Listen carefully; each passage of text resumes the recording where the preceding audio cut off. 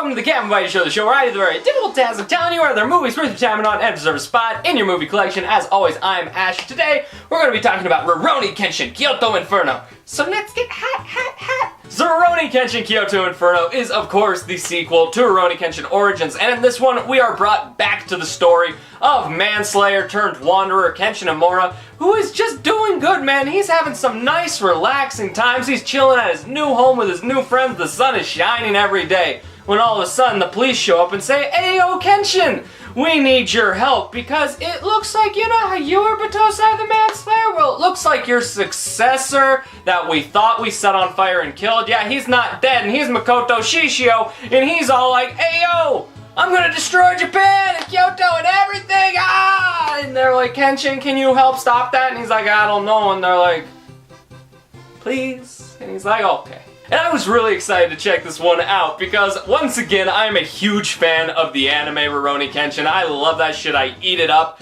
And on the other hand, I saw that first movie, the first one they made of these last month and reviewed it, and it was shockingly good. I was like, okay, let's go back and see these people who clearly know what they're doing adapt my favorite arc from the show.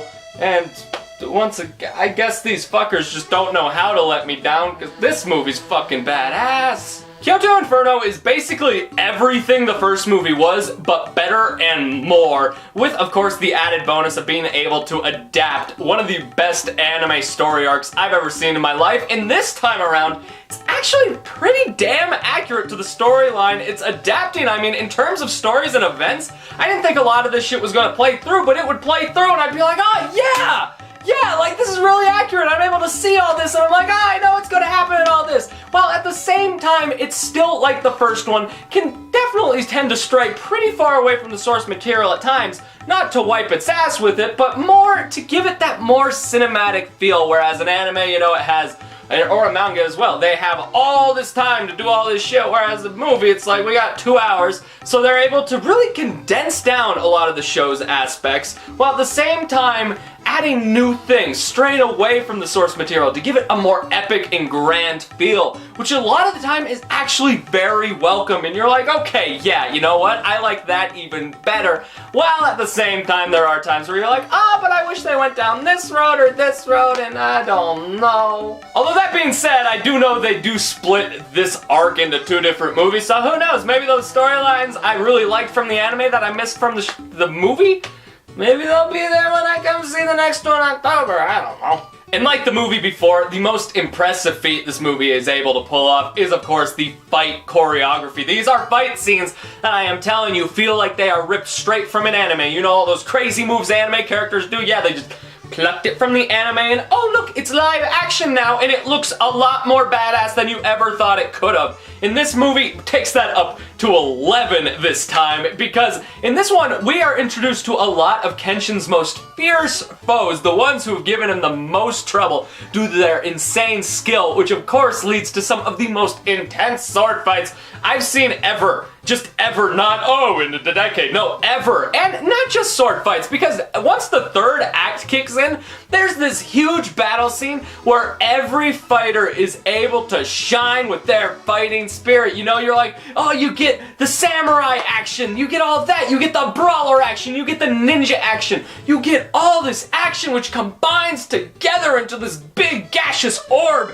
that gives you this giant boner that is so rock hard throughout the entire third act of this movie that you could have jumped into the movie and fought like Hitenmi Tsurugi boner style, like that's my new favorite joke I've ever said.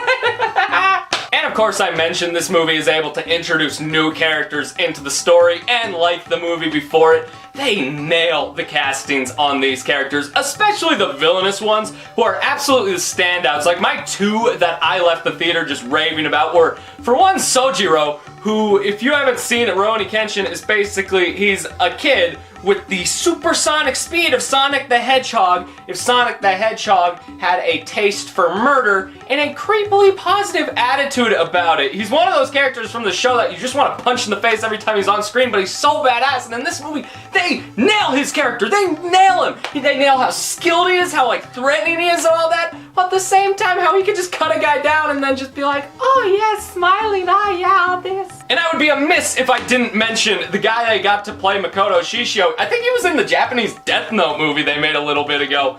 But, oh my god, like this movie was really gonna come down to how well they nailed Shishio. And they nailed Shishio. They were able to pull off everything I wanted them to, down to the character design of him. I mean, he's a burn victim, he's got all those burns on him that makes him look cool, all the way to how truly threatening he is. I mean, he hardly picks up a sword in this movie, people, yet you are still terrified of him because you know what he can do just by looking at him, just by hearing about him, and you're like, oh fuck, I can't wait to see more of him.